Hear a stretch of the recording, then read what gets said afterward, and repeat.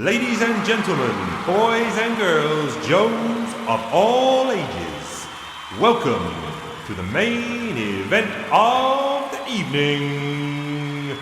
It's Talking Joe with Chief and Steve. Yo!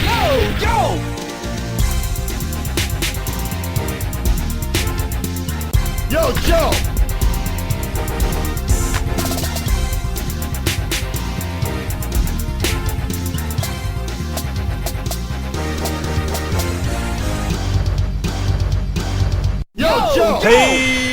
Hey, and I'm going to give you another hey. It's me, the Chief, and it's you. S-Jubs and Chief Doggy. Oh. Yes, sir. Now, I'm going to point out that for me, nothing feels different about this recording today because I am, as I mentioned offline, I'm in the loft. As people know, I'm in the loft. No windows, one brightness of light no matter what time I'm up here. But for you, it's a big change because it is not 6:30 a.m. It's actually 9 p.m. It's still dark, but it's a little bit cooler, and it's getting cooler. Hey, man, like I say, one of these days, I'm actually going to record one of these sessions with a shirt on. Sorry, ladies. You're still shirtless. Oh, what can I say, man? It's endless summer out here in Queensland, which, yeah, dude, it's really no room to be complaining about. It's lovely. Good stuff. How you doing, Chiefster? Not bad. I will just say, yesterday I went for a nice cycle, and I'm a little bit behind. I was stuck on episode 169 of Joburg, so I'm one behind. But I really enjoyed the talk about cod pieces, or not cod pieces, crotches was the main focus. Crotches and heads, which was really enjoyed that chat. Something I've not really considered before. But I like the fact that Paul was definitely still championing the Mindbender codpiece, which was nice. It's like he's got a remote control device on there. Like, it is just so densely packed with, like, tech and heavy metal, man. Yeah. And also, I do want to just pick up something that you mentioned on that show as well. You are 100% part of the furniture on Talking Joe, so you're definitely not, holding down the fort or an interloper. It's fitty, Chief and the S-Jubs, so don't get any other thoughts outside of that. But yeah, and enjoying the Jobo chats recently, really good. I'm going to crank up the 170 probably tonight. Shit, son. Thank you. I never expect it, but it's always nice to know that someone's listening to our stuff, our mad ramblings. And without anything on the agenda as clear-cut as, like, reviewing comic books, the agenda does tend to get a little bit gutter talk. How can you do 169 without talking about heads and crotches? Oh, that's yeah. It. You got it. Now, I haven't gone back and listened to the original 69 hey episode, which obviously you reference on there, but I might give that one a go. Dude, change the topic. Anything new up in Chief's Londinium?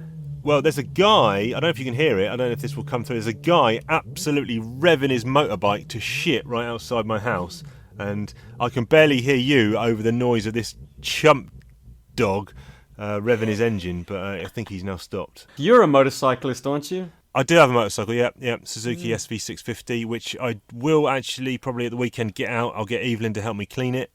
She likes to get some of the little brushes out and help with the cleaning. I basically put her on one of the little trolleys underneath the... No, I don't really. She cleans the underneath. But I need to take it up to get some air pressure Child labour, anyone?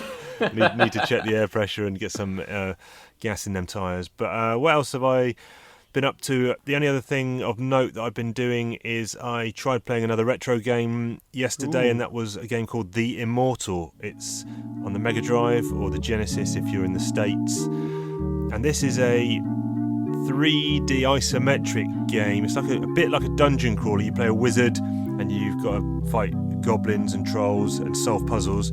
I remember liking it as a kid, haven't played it in 25 years, maybe more. And I remember it being hard, and I died in the first room on level 1. Literally, there's a wizard, you go to a table, you step on the wrong floor panel, and some giant worm comes out the floor and eats you. It's horrendously difficult, and I remember it being difficult, so I had a quick little Google just to see. I didn't want to look at a playthrough because I want to try and suss it out myself, but all the articles were basically saying this is one of the most unforgiving games ever, mainly on the basis that a lot of the deaths that happen, there's no indication that what you do is going to kill you. You find a dead person, search their clothes, yes. You find a book, read the book, yes. Read the book and die. So there's no... Delightful. Yes. It's a game that is out to punish the player, clearly. Yeah, well, clearly. Yeah, It's I kind of guess it was masochistic. pre-Bloodborne-ish, Dark Souls-y kind of game. But I am going to persevere for a bit, and then if I really struggle, I will look at some YouTube videos for playthrough guides, because I did note that there was a playthrough that took about, I think it was something like between 35 and 40 minutes to actually complete it in one sitting. Oh, but Chief, haven't we established that with Flashback? I mean, like, those guys practice it down to a fine art. They know exactly where to be on each screen to avoid any kind of hits. Like, yeah, you're right. So 40 minutes for them is probably still about 40 hours for me. If that. Dude, it sounds like this game it's gonna break you, buddy. Yeah. Chief ain't been broken yet, but I mean, like, a game that is out to kill you mercilessly, without warning. You say I haven't been broken yet. There was some breakage, and this will come on a shameless cross-promotion here, the Outer Timers. This will come on next week's release of Outer Timers, which we've already recorded, where Chief does get broken by a retro game. So if you want to hear the Chief almost take a hammer to a video game cartridge, listen to next week's Outer Timers show. But enough of me, what have you been up to? Mate, it seems like people in my former profession are well, understandably itchy. They're antsy to get up to some mischief. And I want to cut you off there. I'm disappointed when I hear you say former profession. Well, bro, ain't nobody treading the boards currently. So, hey, man, it remains to be seen whether or not I'll ever have a theatre gig ever again. But tomorrow, I'm recording with the South African cast of Mamma Mia, to do a kind of a 10-year anniversary reunion show. Wow. Yeah, man. So that's my big news, I guess. That's wild, man. I know, How did that right? come about? Well, as I say, like, performer buddies seem to be really, really itchy to do something during lockdown. And I suppose theatre companies around the world are typically recording their big numbers using Zoom or using various kind of editing platforms to kind of just jam all the heads, basically, of the artists on the screen and do like a big group number, like as Right. music artists have been doing, like collaborations, but like remote collaborations. Yeah. And so my cast 10 years on are going to be singing Mamma Mia, here I go again. I mean, come on. It's going to be hilarious to see how everyone's done. Exciting It is times. exciting. And what's the output from that? Is that just for personal usage, or is that going to be available anywhere? It'll be available on the internet. We're going to put the show out on Saturday, the 16th at 6 p.m. Central African time, which would be, I think, 4 or 5 UK time, depending on whether you guys are daylight saving +1 or +2. I don't know. I've stopped trying to work out time zones for everyone else a long time ago. I have cocked up enough podcast recording sessions by trying to give everyone their official start time in the past. Yeah.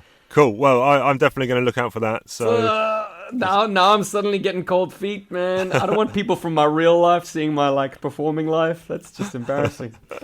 But it should be good fun. I've certainly been doing enough G.I. Joe collaborations. It's about time I actually, did something at least approaching my professional life. yeah, Because cool. God knows I'd Cool. love to make a professional life out of G.I. Joe, but ain't nobody paying me to talk about this shit. Well, there you go. No, good stuff. Good to hear that you. Or I should say, yet. Yeah, that's it. Right. Yeah. Wait till we patronise this. We've got plenty There of you Joe go. comics to talk about. Potato chips, crisps, biscuits and candy, washing them down with a whiskey or a brandy, chewy sweets, cookies, built around jerky, snacks running fair because we got them at our mercy. We're snackers, attackers, bad mother truckers and we're eating all the crackers, munchers, crunchers, knockout snacks like we're heavyweight punchers. The snack police are in his house. Right, listen, it's normally I catch you in an early morning situation and you're eating biltong or something else that I wouldn't consider to be most people eating around that time. But now we've got you for the evening meal part of the day because you've shown me a pic of what you're eating. Please describe it to the listeners. Hainanese chicken rice. Now, this is a famous dish of the Chinese region. which my wife absolutely loves and had right through her childhood in Singapore in a place called Boon Tong Kee, which is a famous restaurant in Singapore. Any of our Singaporean listeners, hey, I know they've got to be out there, surely. That's it. They would know exactly what I'm talking about. But Chief Dog, let me tell you, my missus did a home-cooked job this evening, and she just blew the experts out of the water, man. I'm not speaking like the man on, the honeymoon period with his wife here, like it's all hearts and flowers. I'm speaking like food critical of my meal. It was fantastic. Don't ask me how, but she whipped it up in record time, and the taste is incredible. I don't know what goes into it other than, I don't know, there were shallots, there was spring onion, there was a broth, soy sauce, there was lots of ginger, lots of garlic, lots of chili, and the chicken is essentially boiled, so it's so tender. It's boiled in this broth, so it stays very moist, and, oh man, just melts in your mouth, buttery. Buddy, I'm gushing because I don't actually have any factual words to describe this meal other than pat on the back, Kim. I love you. Pat on the back. You married a good one, mate. Yeah. And there's only a few words you got to say to her, and is, when's it coming again next time? Damn, man. She's busy doing the dishes right now, cursing our new time slot. Because I'm like, sorry, babe, I know you cooked the meal, but I also got to ditch you with the cleaning up. Because me and Chiefy got to go do a thing. Anyways, Chief, are you snacking down on something? I am snacking down on something. I have got some smoky barbecue Grey's Crunch. This is smoky barbecue flavoured peas, crunchy corn chips, and chili corn. Pack's already open, because I had some before we started recording. Let's have a go. Yeah. Definitely crunchy. I'll say, jeez. I put way too many in there. Let's get through these. Yeah. Give him a minute, listeners. Yeah. So the problem I have with these is this kind of Grey's branding, quite big in the UK, and a lot of the time they come in small, like 20 to 30 gram little pouches. Problem I've got here is this bad boy is, where's the grammage on this? 104 grams. And Chief, I would never say that's a problem. Like getting more bang for your buck. Well, what I'm saying is I'll eat this whole bag, literally no worries. But it's actually got like 4 portions in it. So, Nah. Yeah, you're right. Still watching the weight, Chief. Oh man, you got to eat. You got to keep that metabolism high. That's it. Got to go for my cycle later. Listen to 170 Joburg. Listen, right now we're going to talk comics, specifically G.I. Joe comics, specifically even more Real American Hero, and it's issues 185 and 186. It's comic talk, baby. Chief and Steve discussing like crazy. Larry Hama riding these bad boys, making sense of the wackiest toys. Listen as we talk about story arcs, making noise louder than Junkyard Box, talking about character motivations and all the various G.I. Joe fun locations. Let's have a look at these covers. So we've got the trend here of there's not an A and a B and a retailer incentive, it's just a regular cover now and the Larry pencils. So regular cover, and again this is the trend of having a big or oversized kind of head of one character and then little ones around. So here we got Zartan and then we got Torch, Ripper and Buzzer. Yeah, obviously the brief was that Zartan was in the issue, and who goes better with Zartan? The Dreadnoks. The unfortunate thing is, the Dreadnoks pictured are not ones that feature in the issue. Hey, what can you do? But I do like the Pall of Smoke, Zartan's snarling. It's good. Definitely his Lilliputians. And the retailer incentive, I've only got the small little pic. It looks like Dusty and Airtight being kind of hauled off in chains. Yes, I do like that. And the thing that struck me was Airtight being illustrated with a very high widow's peak. Yeah. Sort of receding hairline, which is not a hallmark of his comic book appearances, but rather that's his animation sort of character sheet. Okay, right. Interesting. Which is curious. Yeah. It was probably a Russ Heath design, and I'm sure Harmer was only too happy to follow Heath's kind of character sheet. Yep. But, in a comic book that Larry Hama authored, which was Airtight's first appearance, he's got a big mop of, like, tousled hair. Right. Which, I like this version. Makes him look more senior, more bookish, a little bit older. Yeah, He's seen probably some shit. ageism as well, which is pretty cool. True. 186. Now here we have the regular cover is the G.I. Joe Rescue Team, which we'll obviously come on to discuss when we talk about the content of the issues themselves. Kind of a nice image, this, of the guys all charging towards the reader. Yeah. I got no problem with it. It's always interesting, once again, just to note the differences between Harmer's pencils and then the finishes by Gallant. Was it Gallant? I think it was. That cover, yes. Yeah, Gallant, yeah. Yeah, just minor things. I would say Harmer has Leatherneck holding his rifle a little bit more accurately, supporting it properly. He's got Falcon kind of throwing his arm over, saying, like, come on! Yes. That kind of motion, which is also pretty cool and dramatic. And Spirit's got his knife kind of with the pointy end up, whereas Gallant's got its, what would you say, underarm? Pointy end down. Pointy end down. Technical terms here on Talking Joe. But once again, excellent covers, man. Really good. Yeah. Quick shout out to the creators.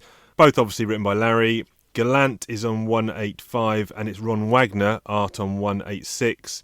Gary Erskine inks 185 and Juan Castro 186. And Jay Brown does colours on both. So before we crunch into the insides, we better have a little recap. And it's last time on A Real American Hero. Darklon has come to Benzheen in an attempt to sell the virtual Krypton.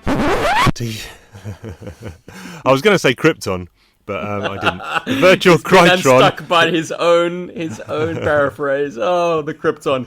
Go with Krypton, Chief. It's a beauty. Okay. To sell the virtual Krypton he stole from Destro to General Faroud, the newly appointed leader of Benzheen. A G.I. Joe team that includes Dusty, Airtight and Tunnel Rat are attempting to find Darklon before the deal occurs, but run into trouble outside of one of the General's palaces. At the same time, Destro and Baroness barge into the room where the negotiations are taking place. Meanwhile, in the US, G.I. Joe has discovered the location of Cobra's new West Coast headquarters, Rancho Cobra, thanks to the Clutch and Rock and Roll. Unfortunately, the two G.I. Joe operatives were forced out while attempting to rescue some captive teenagers. While Rock and Roll and one of the teenagers managed to evade capture, Clutch and the other teens are now at the mercy of the sinister Dr. Mindbender. Yes. All right. And I think I said a couple of words wrong there as well, because what another insight to the readers is I've got contact lenses in today, and I've been staring at a screen doing work a lot, and my vision has started blurring, so forgive me for that. No, we love you for that, Chiefy. I'd like to draw your attention to, on the very first page, Mainframe's helmet. Now, I had not read the creative credits, the solicitations on these issues. Okay. So we're still in Gallant land where Mainframe looks like he's wearing the head of Rodimus Prime. Yes. Which is contrasted to the art in the next issue where I was about to congratulate S.L. Gallant on nailing Mainframe's helmet. Right. But now you've just pulled the rug out from under me because it was a different artist. Oh, man. Yeah. Now I'm just looking forward and I see Ron Wagner on page 18 of the next issue. Yes, there's a good one of Mainframe with a completely different non-Rodimus helmet. Yeah. Well, it's cute. I do like it. Unexpected nod to the Transformers. Yeah. I think just out the gate, and we'll obviously sum it up at the end, but having read these two, I didn't get as many feels or as much enjoyment as potentially the last 4 or 6 issues. I think there was a real strong run there, and this is, although they're good, it felt a little bit flat's not the right word, but just I don't know. Low key's not the right word. I don't know, just a little bit blandish. I'm not sure. I'm going to contest you on that. For me, okay. I like this issue in particular, 185, has a scene that sets it apart from everything that's come before. Wow. And 186 has one that also like packs a real punch, and it's delivered in the last panel of the scene. Okay. And those are so magnificently staged and presented in the artwork, so sort of the flow of the artwork and the breakups of the panels and the scripting. Like the storytelling is so cinematic because just as an editor and cinematographer would work together to present the scene in an interesting way, and one that is constantly evolving as the power shifts within the scene take place. So does the artwork and the scripting in this book. So I loved these 2 issues for that reason alone. Well, you got to tell us. You got to tell us now what these scenes are. So the scene that plays out between Destro, Darklon, Colonel Faroud, and the Baroness has the most awesome seesaw of, like, first you think Destro's got the upper hand, then Darklon kind of weighs in. Destro is quick to kind of put Darklon down. And then Faroud, he basically decimates both their arguments and says, like, I wasn't going to trust Darklon anyway, because, I mean, what guarantee do I have that this Krypton works? Yep. Until you showed up, Destro, and started waving guns around. So now I've finally got at least character evidence that this stuff is the real deal. So in that case, you can pack your little bags, Destro. We are going to do business with Darklon. Yeah, yeah. And that only happens in the final panel of that scene. Yes, the final panel of that page, and then there's a kind of a denouement, and you've got Darklon slapping his head, and there's a great sort of very Joker-esque panel with all the ha-ha-has, the ha-ha-has, and Destro's like burying his head in his hands, and off he storms. And we conclude with 2 silent panels, which I'm a big fan of silent panels. Anytime you can avoid over-explaining a scene with dialogue, which is something that we know Larry has a tendency to do. Yep. Anytime you can take your foot off the gas and just exercise the restraint of just having Destro and the Baroness adjourn, leave, and then that handshake that seals the deal between Darklon and Faroud. Ah, so good. So good. And then it actually turns out later, because you believe that Destro's leaving disappointed with the outcome here by his posturing, etc.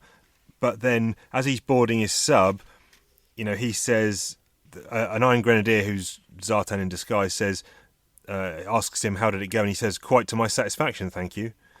So, did Destro get the outcome that he was planning anyway? I disagree. You disagree? I don't think he's actually satisfied. He's just not. He's not wanting to. What's the word? Show face. Not lose face in front of Zartan. Okay, fine. Zartan is probably playing, his own agenda. Yeah. I think Destro was legitimately defeated at that point. But Destro is a shrewd man, and he's got a plan B, C, and D. Yeah. Which is then to sell the Krytron to the neighboring state of, what was it? Trucial Abysmia. And I wonder if Faroud was going to test the Krytron anyway, because obviously in the next issue he takes Darklon to his underground secret weapons bunker where he's, priming the warhead and getting to a safe distance, etc. So I think maybe Destro had given him the confidence that it was definitely going to work. Yeah, so he wasn't going to waste his time. It reminds me of Governor Tarkin. It's like, you gave us a location? Well, we're going to blow up Alderaan anyway, so it doesn't really matter. Dantooine is too remote to make an effective test. Ah, beautiful. Yeah. You were the man who could write out that script verbatim, huh? At one stage, you said that's what you were doing instead of studying. You were like, oh, that's it. Oh, yeah, it was in that test, that exam. That's it, in the exam, Genius. yeah. Anyway. Did you like anything in particular? You said these issues were a little bit of a letdown for you. No, I think they were still good, but just I didn't think they met the same high watermark as previous ones we had. I think the continued clutch rock and roll stuff, we know it's treading old ground, and like we mentioned in the previous episode, it's not a case of Harmer obviously forgetting that these guys had gone through that before. It was planned and done on purpose, but I don't know, it's just I wasn't a massive fan of it the first time round, and this is just more of the same effectively, and Mindbender has, okay fine, the brainwave scanner's trashed, but he's now got almost a new improved version of it. The only kind of nice touch I liked was that he has to input some sort of chemical suppression of synapses to really get the brain racked into the state of mind that he wants it in. So it's a bit more torturous, I think, and a bit more sinister. But the brainwave scanner was always supposed to be painful, using sort of hyper pain to like seal the new programming in place. Yeah. I don't know, that thread is always going to be weak sauce to me. Unfortunately, it's potato, a rose by any other name, that kind of thing. Like, yeah, sure, you've ditched the brainwave scanner and discredited it, and you're done with Dr. Venom finally, but you've just substituted it with something that has the same function. Like, Yeah. the brainwave scanner was always like the MacGuffin that essentially removes a character's agency. When you've subjected a character to the brainwave scanner and they're now acting under your sort of suggestion, they stop being their own character, which is always like a little bit disinteresting and disheartening to the reader. It's like, Yeah. oh, well, that was easy. We can suddenly make this person anything we want them to be. I don't know, Chief. It's not a good trope, and I couldn't be more depressed that it's back. I think it can work well in moderation, and I like it when they do different things with it. So when they had the Millville storyline, they've got this brainwave scanner which is in big containment units in the middle of the street, and they're kind of ferrying people in, one out, and brainwashing the workforce and things like that. I kind of liked that, was taking a slightly different twist on it, but when it just boils down to, let's get a G.I. Joe operative, put them under deep agent double cover or whatever, and send them back, where they do with Snake Eyes, Collection Rock and Roll, it just feels a bit, again. Yeah, we've been here before. At least Duke is wise to it. Yeah. Duke ex machina. Road Pig felt a little bit off to me here. I don't know. Okay. I know we talked about maybe the two personalities had not become distinct anymore and they were kind of merged into one, but I don't know, some of his dialogue and acting, if you will, felt a little bit off, and I don't know why they're in some crazy clothes shop interrogating Tunnel Rat either. Why aren't they doing that in a disused warehouse or the back of a van? Yeah, I had a question about whether or not you liked Road Pig's characterization. He's jokey, he's snarky, he tells jokes and they kind of fall flat with Zorana. So he is someone else. He's not Donald and he's not Road Pig. I liked him when he was, intelligent, highbrow Donald and thuggish, brutish Road Pig. I like those two distinct things, but this kind of amalgamation's not really doing it for me. Yeah, man. And once again, like, he's not pandering to Zorana at all. No. In fact, he seems to be snarking her, but, obviously shit rolls downhill. She's still calling the shots around there. Like, she's going to ignore his comments like, I don't know, man. Inexplicable. Yeah. Weird. What I do need to obviously get your opinions on two things towards the end of the issue, this first issue. One is the modified X-19B stealth fighter with the 4 seats in the back, and so sick. And the components of the team they put together: Iron Knife, Leatherneck, Falcon, and Zap, who we've not seen in Jesus. I don't know when the last time we saw Zap was. Yeah, man, that is coming out of left field. Or any of these guys. I mean, Spirit has been in a cameo role for quite a while, I guess, but we haven't seen Leatherneck or Falcon in starring roles either, for that matter. Yeah, no, I'm glad there's a notion, it seems, with Larry to kind of spread the focus a little bit. I think he feels the weight of the roster, and it's like, maybe at this stage there was a bit of backlash that, Snake Eyes, Storm Shadow, the book had kind of been about them for so damn long that, G.I. Joe is a team book. If you're not playing to that, then you're losing out a segments of your audience because, everyone's got their favorite Joe, right? And most of us aren't going to say Snake Eyes or Storm Shadow because they're just too played out. Yep. So it's a smart move. Excited about this team actually to see what happens in the upcoming issues. And yeah, do you want to talk about this modified stealth fighter at all, or? Yes, I do. Okay, good. I don't know. Should we save it for later, perhaps? Oh, yeah. Okay, fine. Yeah, let's save it for later then. I didn't pick up on those breadcrumbs. But yeah, let's save that for later. Good stuff. But the 4 seats, it's a nice move because honestly, the way G.I. Joes transit the globe is always questionable. Are they always jumping into a C-130? Because, relative to like commercial jetliners, a C-130 is very, very slow. Yes. Like it's not subsonic. It's below. It's prop driven. It's flying and it's flying low as well. So a high altitude, extremely fast, supersonic. The X-19 could probably go Mach 3 at short sprints. Yeah. So it's a powerful beast. Get them there lickety split. Yeah, definitely. And it or someone else has previously done a run, because we find out in the next issue that Ripcord's already been there, so he got inserted as well. Kind of makes you wonder what jet he was hitching a ride on to get there that fast. That's it. Or maybe he was in country already. We get a look at Jinx, who is another Joe we haven't seen in a while in the last concluding panels here. Or we haven't seen her in a Joe sanctioned mission, I should say, for a while. I don't know. Has Larry ever really explained Jinx's origins?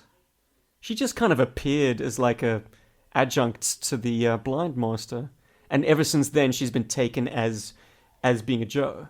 Yes, that's right. Because she takes, who does she take? Is it Billy? She takes him down in California. They're at some language school, and she takes him down underground. Do you remember that? I think that was it. Yeah, of course. So, I mean, she had a desk job with Joe. I don't think it's ever been fully explained when or how she got into the G.I. Joe team, or even if she actually is a fully card-carrying member, or whether she's just like a work-for-hire kind of. Hey man, she's hanging out in the pit. I don't think you can get more card-carrying than that. But yeah, it is weird. Like, she was the dark horse. She's allegedly Arashikage. I mean, that's her surname, in fact, if you believe that to be true. But how that makes you eligible for G.I. Joe, I don't know. Maybe she got a pass because she was pals with Snake Eyes. Yeah. When we move over to the next issue, it's interesting that we've got that team of members that we haven't seen for a while. But from an individual point of view, they don't really get to excel at any of their specialties, or they don't get a chance to use any of their specialties because they're there to rescue Dusty and Airtight, who've been taken to a prison block, which happens to be above ground of the weapons testing area or the weapons development area that Faroud and Darklon are now visiting to test the Krypton Bomb. The Krypton Bomb. Well, I mean, I think doesn't Spirit throw a little bit of like tracker insight? 15 clicks to the target. We have to double time it all the way to get to position before first light. He's kind of taking points, and I don't know. One desert is very much like another, I suppose, especially at nights. And so all his years spent safeguarding the entrance to the pit, he's definitely the man for the job. It seems like, it's often been talked about that Spirit has a sixth sense. So I suppose he's got a legit position in the team. Falcon, I guess he's just all-round leadership qualities. I mean, he was part of that kind of spearhead unit that was operating on Cobra Island during the Civil War. Yes. Yeah. You got to have your heavy weapons dude in there. And, I mean, Leatherneck he's like an upgrade to Gung Ho, basically. Yeah. I don't know if anyone else would agree with that, but he's got a slightly more practical uniform, let's say. But they're all wearing like green camis in the desert, so practicality out the window. Well, I think you kind of remind me of Gung Ho in your recording stance of shirt off. So there you go. I don't know if you've got a cap on or not, but and I definitely haven't been inked. I mean, damn, that marine tattoo must have hurt, man. Yeah. I just need to pick your brains quickly about the Krypton device and how it works. So, Faroud and Darklon, they've gone into this underground bunker, and then Faroud says, here we are, now we'll have the proof in the pudding. We should get him on the show for over-egging the pudding, actually. The timer is set for 1 hour. All you have to do is insert the Krypton, and we can withdraw to a safe distance and see if your product is worth buying. So what he's showing me here in this image, this is a nuclear device, yeah? And then Darklon's going to put his briefcase inside this capsule, put the lid on, stir it around a little bit, give it a mix, press a button, and then in an hour's time this bomb will go off. Is that right? I think you nailed it. So it's a one-time use device? Yeah. So you can run around with hundreds of these little chips. Right, okay. I don't know. In the true essence of a MacGuffin, and I think it was Hitchcock who said, like, a MacGuffin is of vital importance to everyone involved other than the audience. Right, like, it doesn't matter what it is to us. All that matters is that everyone else is desperate to have control over it. Yeah. No, I don't actually mind. I don't actually mind the silliness of this. I'm actually fine with it. It's just I was just trying to understand what was actually going on. Look, it is problematic that an audience is left to question what the hell this thing is and how it functions. What does it add to what looks to already be a complete device? you know. Clearly Farood had this thing built to spec, because you don't want to get up to the bloody bomb, try and insert the Krytron, and oh damn, looks like we need an adapter kit. Yeah.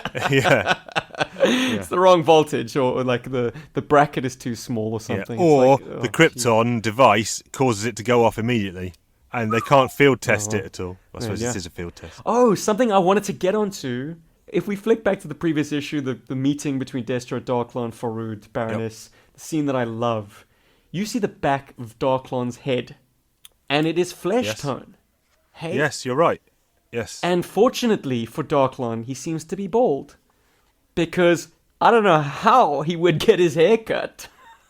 Wearing this damn helmet that's like, we're led to believe is surgically bonded to his head. Yes. I mean, just imagine his hair was still growing. Yeah, you're right, because even that strap could possibly be undone at the back of his head, which would give you a full rounded bit of his dome. But the front is obviously clearly, if that's unremovable, or maybe the helmet is unremovable to anyone but Darklon. Maybe. Yeah, he's got the magic touch. Yeah.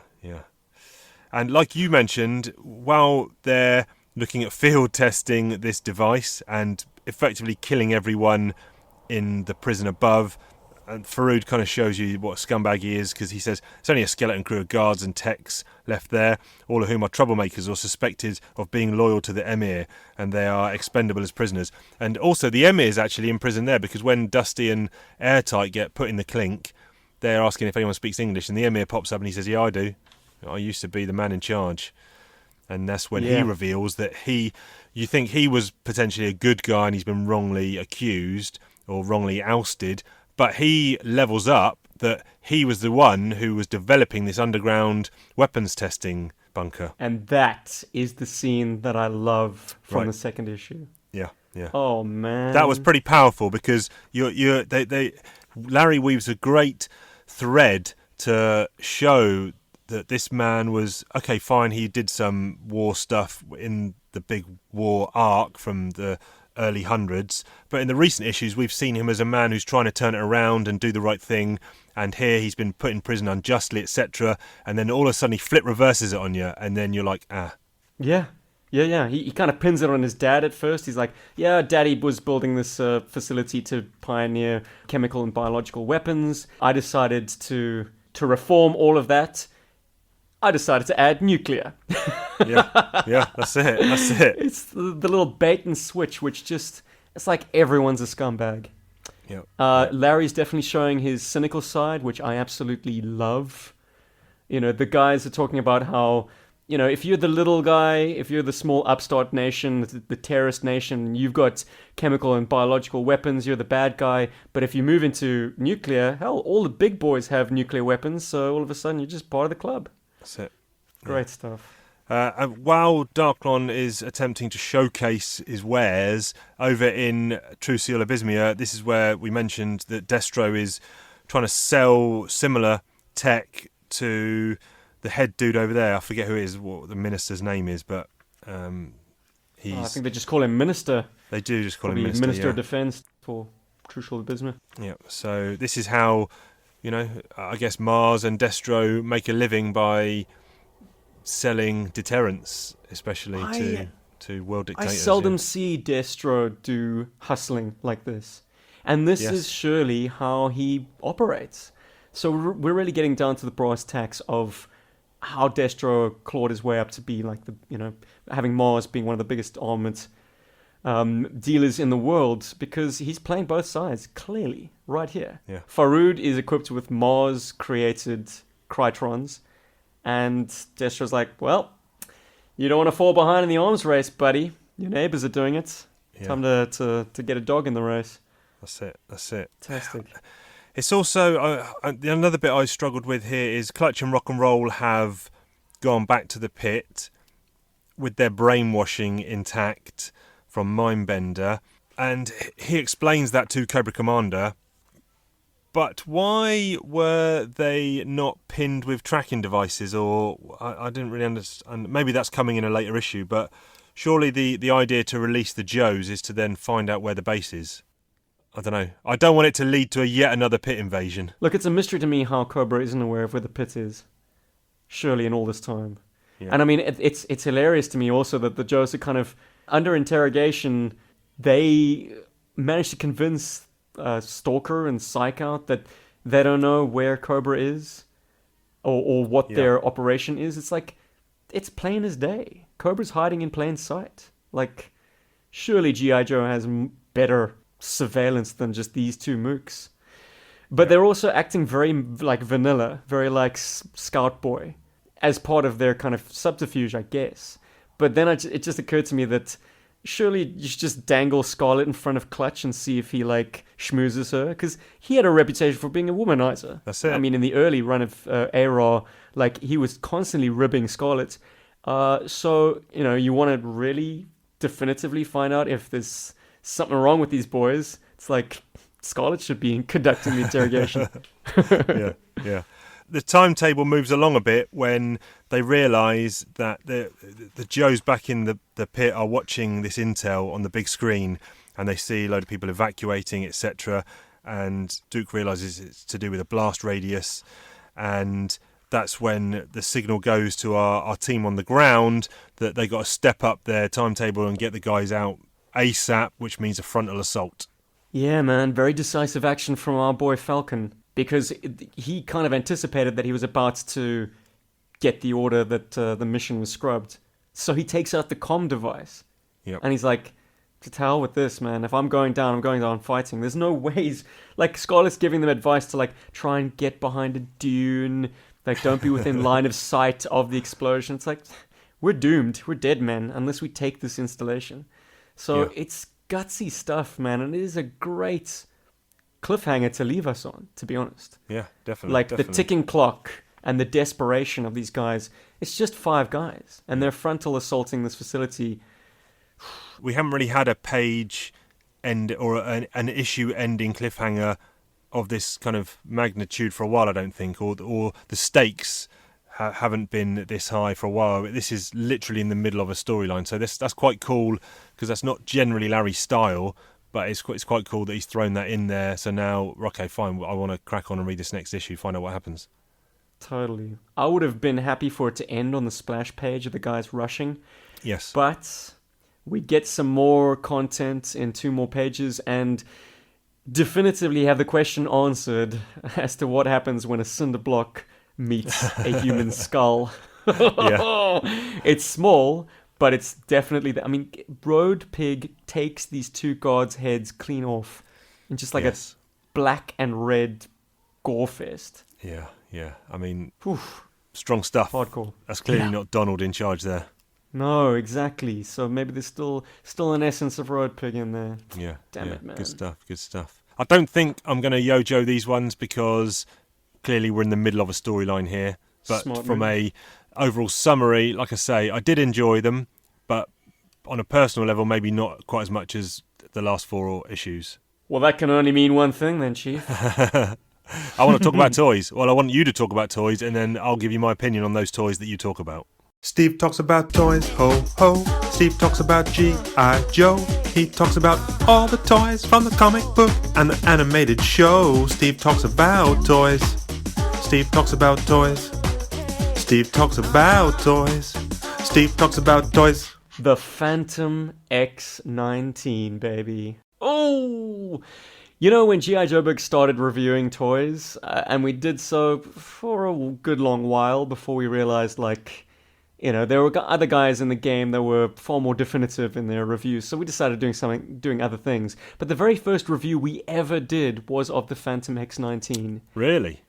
Yes. Do you have any familiarity with this toy, Chief? Now, Ben tells me he had this, and I'm not sure if I remember. I think he did. I'm not saying he's lying, but I'm just trying He was a lucky boy. I'm just trying to remember if I remember playing with it or seeing it. I think I do, but I don't really...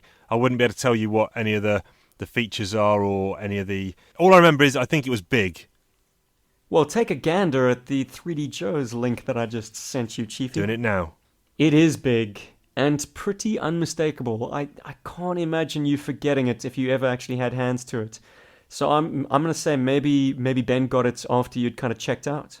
No, I do remember it. I do remember it. Yeah, but it was at the tail end. But yeah, this is a beast. It is. I think it's actually the longest G.I. Joe jet. I could be mistaken, but I think it is slightly longer than the Night Raven. And it's gorgeous. It's modeled after a fantasy vehicle, basically. I mean, in the 80s, there was this talk of the Aurora program, which was everyone's, in sort of conspiracy theorist aviation circles, was people's expectation that after the SR-71, that this was what the Skunk Works, or the sort of top secret aeronautical design team in the United States, was working on. Right. It has a teardrop design, which was thought to have radar-defeating properties. Probably does. I don't know. I'm not an aeronautics guy. But the X-19, the Phantom X-19, definitely adopts that configuration. Another famous jet that also held this configuration was Victor Vector's jet from Ring Raiders. Is that all Greek to you, man? Ring Raiders. I'm going to Google that quickly while you're talking, wow. because the name, for some reason, rings a bell. Well, I hope you get nothing too explicit. Fortunately, we managed to duck that when we had a discussion about airtight, but man, the internet is a messed up place. Anyway, so Victor Vector, the lead character on this show called Ring Raiders, which had a toy line by Matchbox Toys, which were basically like micro machines that you could then attach via little like transparent flight stands to rings that you as a child would wear. So you'd have a squadron of jets basically on each hand. Okay. It's a fun concept, but I mean, it only ever lasted, I think, one wave of toys and a cartoon series. I never knew there was the cartoon series, but now I'm seeing pictures. I'm pretty sure I had some of these, rings, actual jet toys. Okay, well, if you had the leader, the good guy leader, you would have gotten what I believe to be an Aurora jet, which is the same thing as the Phantom X-19, though, there are some creative liberties being taken. The Phantom X-19, in terms of features and those liberties, firstly, it mounts all its weapons externally, which is not a hallmark of stealth. It's got 2 Bullseye 2 computer-aided low-altitude terrain-hugging missiles, which are like cruise missiles, because they deploy an airfoil. So you slide them off a rail and then twist this airfoil around to be horizontal, and all of a sudden it flies around like a cruise missile with its own control surfaces. And then it's got twin BY-106 little guy long-range air-to-air missiles, which is ironic. If they're long-range, they're so small that I'm like, they must be using some pretty sophisticated fuel systems to be long-range. Because missiles that small, I mean, they look smaller than Sidewinders. Yep. Anyway, they're carried externally, and to add to the weirdness, they're neon yellow and carried on the top of the aircraft. And this isn't unheard of, but certainly not something you'd want with a stealth jet. No. What is really, really cool are the features. There are 3 very notable ones. One of them very wonky, one of them slightly less wonky, and one of them wonky as all hell. But the vehicle itself is an engineering feat. The canopy doesn't raise like a normal canopy would. It slides forward on a rail system to allow access to the characters inside. It seats 2. I believe that the pilot sits in the front and his RIO, or Radar Intercept Officer, sits behind him. Certainly evidenced by that issue 115, Counting Coup, where Ghost Rider sits up front and Slipstream sits in the back. Yep. And it's fascinating that they decided to go with a rail system. I guess it's more stealthy that way than having a hinged canopy. But hey, once the thing's in flights, who cares? Yeah. The other feature is the wings extend. If you can call them wings, they're really just a sort of a part of the fuselage. They extend outwards, and 2 twin laser cannons flip out. Cool. Very, very cool. That looks cool. Yeah, man. And the third and final feature, which is a feat of engineering panache, but is janky as all hell, are the landing gears. Yes. You slide a silver tab out at the rear of the aircraft, and it brings down the front landing gear. But in conjunction with that, the back landing gear fold out sort of laterally. So like you would expect a passenger aircraft's landing gear to kind of fold out to the sides. Got it. So these hatches open outwards to the sides and the landing gear descends through them. They catch all the time. And in order for the landing gear to come back up and the doors to pop in behind them, there are unfortunately rubber elastic bands. Right. Which decay over time, and I would caution anyone against displaying their Phantom X19 with the landing gear down, because those rubber bands will stretch over time and eventually make the landing gear retraction system unworkable. But it snags anyways, so, I mean, it's a nice idea. But, of course, the execution was very, very tricky. Yeah. There's an A version and a B version. The A version slides straight back. The B version has a levered sort of slide, which I'm told works better, and I believe it does. I have had some hands-on experience with it, but I like the cleanness of the A version, the earlier version, better. Yep. Okay. Just because there's unnecessary clunk on the B version. Yep. Should we talk a little bit about the pilot? Yeah, please do. Ghost Rider. All right, I'm going to fly through his file card because we're running out of time. Stealth isn't simply a matter of technology, it's a state of mind. It isn't enough to wrap yourself in a blended wing polymer composite airframe with shielded air inlets and vectored nozzles all covered with black iron ball radar absorbent paint. True stealth means having the nerve to fly nap of the earth at high speeds without activating electronic sensors or guidance systems that might tip off enemy radar. It is ridiculous to fly such an aircraft at a low altitude because it was designed by engineers whose priorities centered on radar invisibility rather than structural integrity and maneuverability. This doesn't seem to matter to Ghost Rider. Ghost Rider has been working on not getting noticed since the 2nd grade. He may have been the only person to make it through the Chicago public school system without ever cleaning an eraser or washing a blackboard. Teachers never noticed him, not because he was dull or lackluster, but because he consciously worked on not being noticed. That's how he's in the cockpit of a stealth fighter. He's willing himself to be invisible. Interesting concept of mind over matter there. It's like stealth is beyond just your equipment.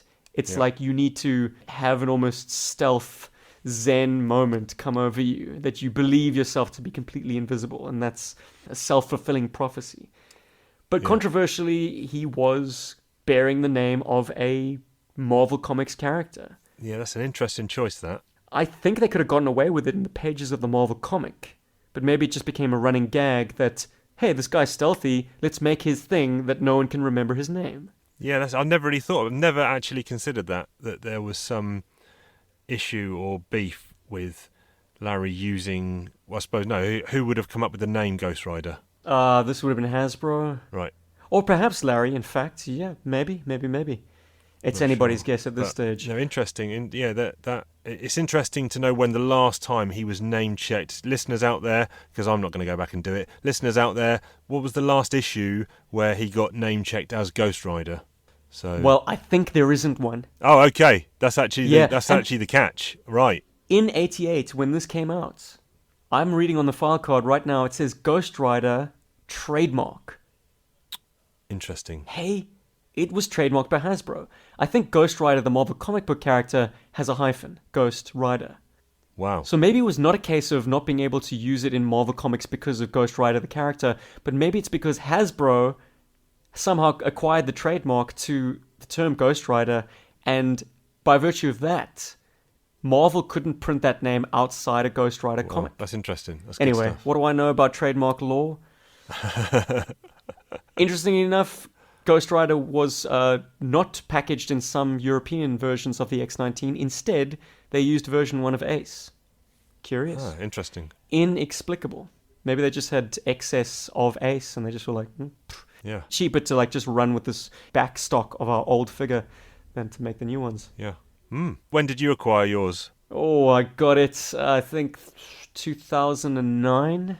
Right. This was an internet purchase. In good condition, or did you have to purchase extra parts to replenish? I got it in perfect condition, just without the pilots. But fortunately, my buddy, my longtime friend and co-host on G.I. Joeberg, Rob, he had Ghost Rider, and he didn't mind me playing with his action figure. Okay. And Ghost Rider came with an interesting, I wouldn't say accessory, but costume, like sort of wardrobe item. Yep. He came with a red scarf, which is now becoming increasingly more difficult to find in good condition because obviously cloth goods get snagged, get lost. Yep. Kids don't necessarily associate it with the toy, so it falls into a toy box and never finds its way back out. How easy was it to tie the scarf and make it look kind of flattened down and look okay? Fortunately, it's a kind of... I don't even know what the fabric is called, but it's flattened along the action figure, so it's never going to look scale accurate. It's never going to have a realistic kind of billow to it. Yep. But it's okay. It's a nice visual pop. In conjunction with other visual pops, which make Ghost Rider an exquisite figure, he's got knee boards. Yeah. Like little tampos on his knees. Or just the one knee, sorry. He's got a knee board that has a beautiful green map with black prints on it. Okay. It's an attractive figure. Perhaps a little bit too, I don't know, atomic age in terms of his helmet. Right. Surely someone with a next generation stealth fighter would be wearing something like really, really concealing. Like your entire face would be fully masked. He wouldn't have his handsome face peeking out there, which is kind of running in the face of his attribute of being like stealthy and not being particularly recognizable, I guess. Yeah. But it's been a bugbear of mine that they've never been able to name drop him. I'm not gonna lie. I'm like, when is he gonna get turned to the camera and wink at us and say, the name's Ghost Rider, okay?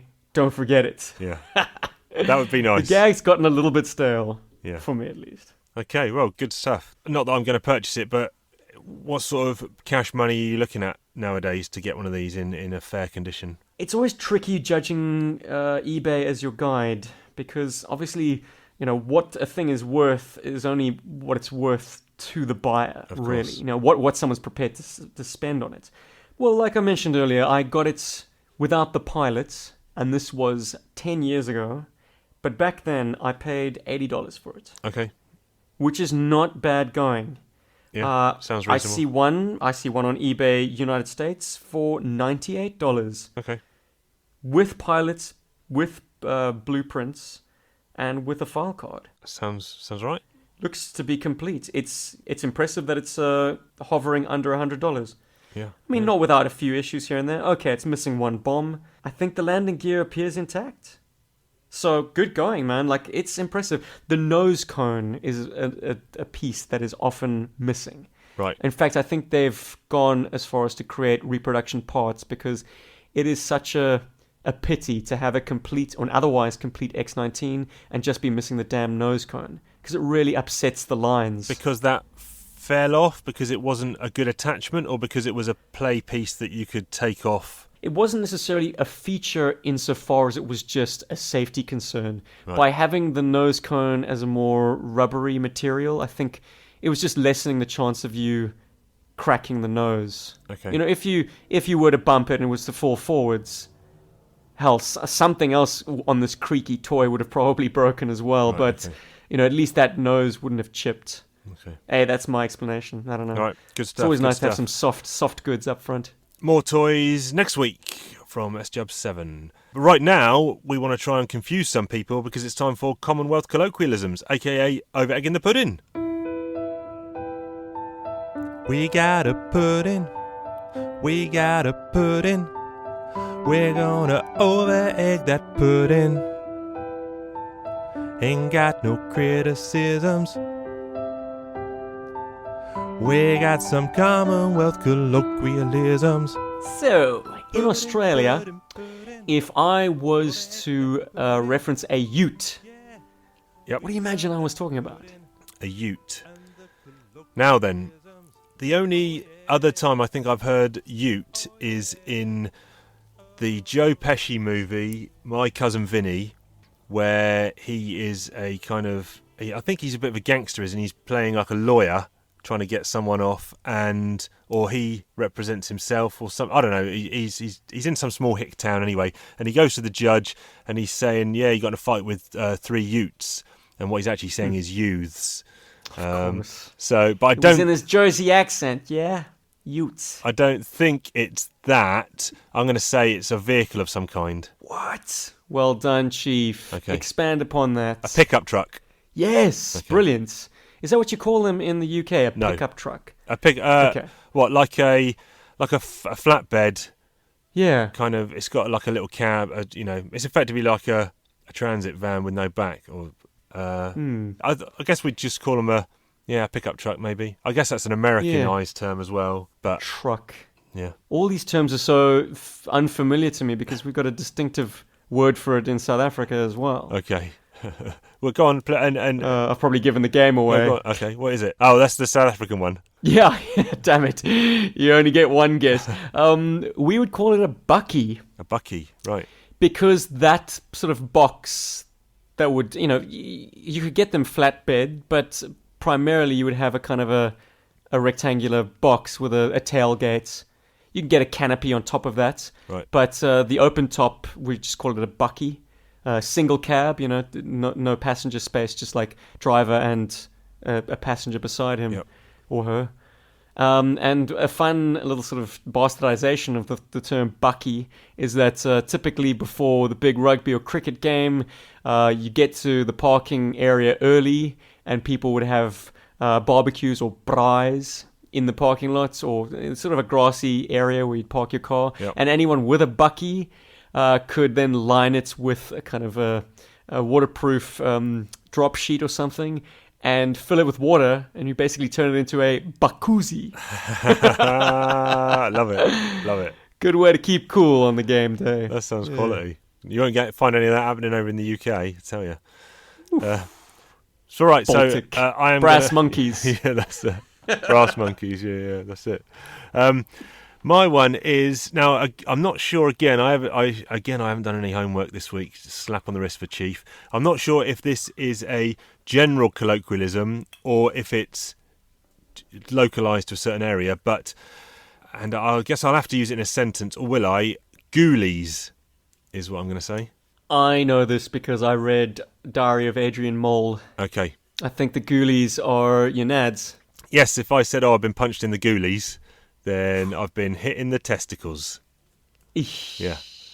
Ghoulies. And also, damn, once again, aging, it's time stamping Steve, but Ali G had a song called Julie. Yeah. Me Julie. Julie, me be loving you truly, from me head to me coolie. Woman, you turn me on with a big Babylon. Yeah. Good stuff. Bookend me, please, with a South African. Or have you done it already? I gave you one, but I'll give you another one. Okay. So, an oak. What's an oak? And I'm not talking about a tree. Of course. An oak. I've got zero reference for that, so you're going to have to put me out of my misery. Well, I realized today that it is global in the reference to like a really solidly built person. Okay. Like, Arnold Schwarzenegger is the Austrian oak. Yes, right. But in South African slang, it's spelt different, which leads me to believe it is a different word. It's O-K-E. Right. And that's just like a word for a dude, a guy. Like, okay. You're an oak, I'm an oak, we oaks. Got it. And like, I suppose there's a diminutive term, so an oakie is a little guy. Right. So there you go, man. I like it. Now Good. you know. Now you know. If you didn't know before, now you know. Oak and oakies. Yeah, good. More colloquial. I think we've had a good run here. I've got over my hump of just saying words that everyone knows, and I think we're on a good run of colloquialisms here, so let's keep that going into next week. But right now, we'll close the show out with Listeners Answer a Question. Listeners Answer a Question. Posed by us, just for you. Listeners Answer a Question. Hey, nailed it. Holy crap, Chief. Wow. So this was a bit of a can of worms because we'd kind of discussed this offline of, shall we do what's the best 80s action movie or what's your favourite 80s action movie? Because is there really a difference between those two things? Possibly. And then it was kind of like, are we just going to get a flood of Predators and Diehards? Or shall we just see what happens?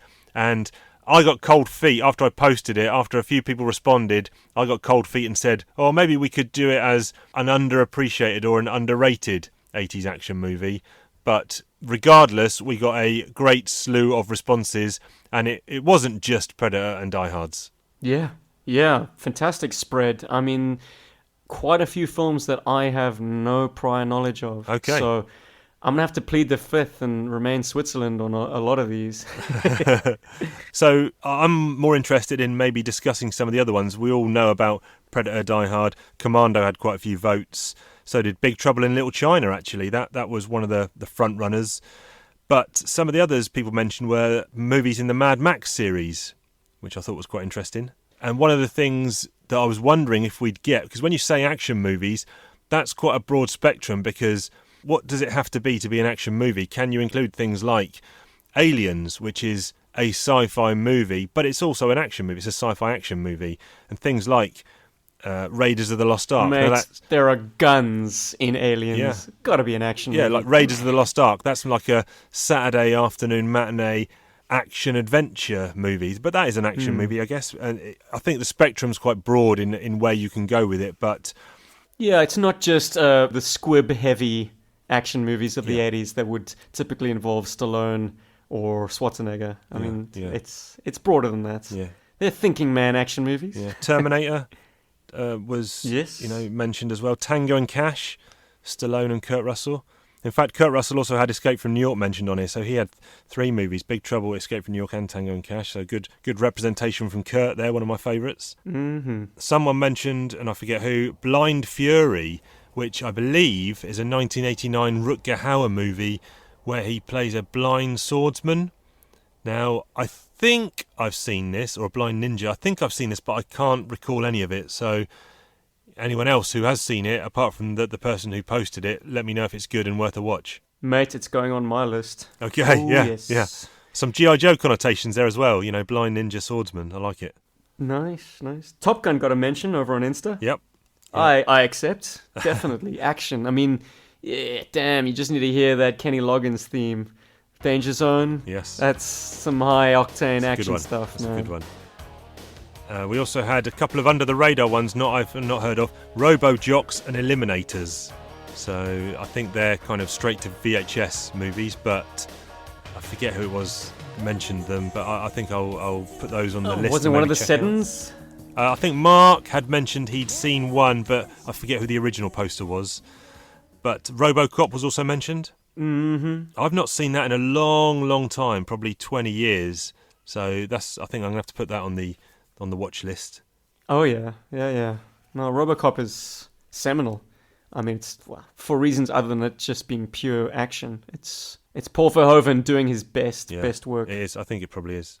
We also had a mention for G.I. Joe, the animated movie. Yeah, okay. I definitely accept. I'm a fan of that film. It's an underrated gem, and I still insist that in spite of me losing that wager, that you do a dedicated Out of Timers episode for it. We will do it. Yes. I'll be a happy boy. I said it to Ben. He said, "Yeah, we'll do that. You don't have to lose a bet for us to do that. That's fine." So. Mate, I still have not been able to do a toy focus on G.I. Joe Micro Machines. Hey, no rush, my man. Buddy, there's nothing out there. Oh, serious? Well, yeah. I'll explain it in the G.I. Joe book episode when I manage to sandwich it in, but I think it just came out at the wrong time. Okay. Joe had disappeared from Pegs. Right. And I was too old to want to mix up my toy lines. I was a dedicated Joe fan by then. I was a teenager. It was the late 90s. And so if it wasn't like 3 3/4 inch Joe, I wanted nothing to do with it. Okay. So it missed the sweet spot of like my love for Micro Machines. Yeah. So a great pity, man. I've got nothing to say about them. Damn. No, you picked a good one, Chief. That's fine. I didn't know much about them myself, so rather than me do the research, I was going to give you the homework to do it for me. It's going to be a voyage of discovery, mates, let me tell you. There was once a mobile app, a mobile game that was in development, and they'd gotten as far as a trailer, which was beautiful. I mean, it was Micro Machines, so you're driving on like snooker tables and shit, but with G.I. Joe vehicles like the Hiss, the Rage, the Ore Striker, the Rolling Thunder. Come on. Yeah, nice. But I don't think it made it to mass release. No. Back on these movies, just a couple more to mention. Some Bond movies were mentioned. View to a Kill, Octopussy. Action movies. Yeah, why not? If Bond's running around, especially Roger, chopping people in the neck, that's action for me. Yeah. Oh yeah, Christopher Walken. I mean, he just was chewing the scenery in View to a Kill. Fantastic. Someone mentioned another film that I'm going to put on my list, and this is Firewalker with Chuck Norris and Louis Gossett Jr. And I have not heard of that movie or seen it. So, I like a bit of Chuck and I like a bit of Louis Gossett Jr., so that'll go on my list. He was in a movie, actually, called Iron Eagle, which I don't know if that came out around the same time as Top Gun, but that was also a fighter pilot movie, I think. And I don't know if they were flying F-16s in it or what, but Iron Eagle I also used to see down the Blockbuster video store around Top Gun. I think you're right. Yeah, man. I never watched it, but given that I have an interest in the F-16, I think Iron Eagle is its kind of 15 minutes, man. That was its time in the sun. Right. So if you are a plane enthusiast, I think that's your port of call. Okay. And a lot of people tout that as their favored alternative to Top Gun. Right. Maybe they're just not fans of Tom Cruise, but Yeah. I'm sure it's an inferior movie, but it's the underdog, and people love underdogs. Yeah, I'm going to give that a go. But fantastic response from everyone, as normal. Our caps are doffed to you, fine people, for making this segment what it is. And hopefully it's opened up, some suggestions for other people to go out and watch some other 80s action movies. Good stuff. It's put some stuff on my list, that's for sure. New question next week. New question coming. That's right. We'll keep them coming. You keep answering them. We'll keep reading the questions on here. And passing judgment. Yes. Yeah. Good show this week. Always, Chiefy. Always a good Hey, buddy, show. I like this new time slot, man. Suiting me just fine. I'm awake. If you're a first-time listener to the show, welcome aboard. You can find us in the following places. That's Talking_Joe on Twitter, Talking Joe Comics on Instagram, and Talking Joe, a G.I. Joe podcast on Facebook. So I need to maybe pump out some more content on there, because I seem to just repeat the same posts in all the same places, but busy man and all that jazz. So we're relying on the listenership to help promote healthy conversations, which they do, which is good. So they do that. So our thanks for that again. Where can the people find your stuff, if you're putting any stuff out at the moment, other than the Mamma Mia to look out for, of course? Oh, jeez. I don't know if I want to make that public, but G.I. Joeberg is my YouTube channel, podcast. We do it fortnightly, not every week, so, Talking Joe is definitely where the pulse is, the lifeblood of my podcasting. You can find us on YouTube, you can find us on Twitter, Instagram, all that jazz. Yeah, good stuff. But I'm also quite available in anywhere you see Talking Joe, so I will be monitoring the socials there, and if you want to bend my ear, just tag me in. Yeah, definitely. I think it's been a good boon to the Talking Joe stuff, Steve going on there and prompting and promoting some good discussions, which is good stuff. Love it. And if you want to get more of my stuff, you can hop on over to the Outer Timers podcast network. That's the Outer OUTTA Timers, where we've got a few different shows running there, and on all the socials, just search that same thing. And yeah, that's about it for me, I think. I've actually got another thing that I want to start doing on my Chiefy 2 shoes. That's Chiefy with a Y, number 2 shoes. I've been putting up these comics. I've got another one to put up today, little cartoon strips of when my kid was born. What I'm also thinking about doing is a daily original art post, because I've got so much original art that I've accumulated over the years. I think I'm just going to start posting one a day with a small explanation about where I got it, who the artist is. Do it, Chief. But it's just a real mixed bag. I've probably got 300 plus, so this could run for a year. Oh my word! So, if they're anywhere approaching the quality of that issue 34 shakedown splash that you had, the Johnny, what's his name? it was Keith Burns who's the artist on Johnny Red. Johnny Red, artist Keith Burns. Dude, if it's anything approaching that quality of work, that stuff demands to be seen. Well, that man. one, Please. that one's probably in my top 5, I think, all time. Oof. So wow. he did a fantastic job there. So yeah. But yeah, I think another good show. Thanks to all the listeners as always. And with all that said and done, we will see you down the road. Ciao, ciao. Yo, Joe.